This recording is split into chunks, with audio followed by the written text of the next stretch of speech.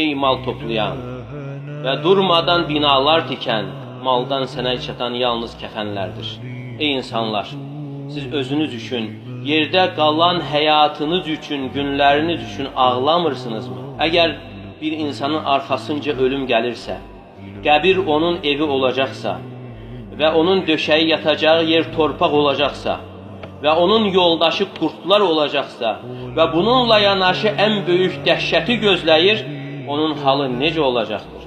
Və sən yatağından yulacağın yerə aparıldığın zaman, hətta öz ailən, qonşuların sənə yaxın gəlməyə qorxacaqlar və dostların sənin üçün ağlayacaqlar. Və hamı sənin topladığın mallar. Ölüm adı çəkildiyi zaman dünya ləzzətlərini parçalayır. İnsan böyük qorxular içərisində yaşayır.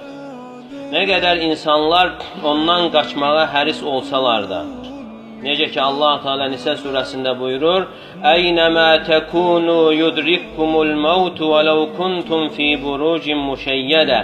Yəni siz harada olsanız da ölüm sizi yaxalayacaqdır, hətta möhtəşəm uca qalaların içərisində olsanız da.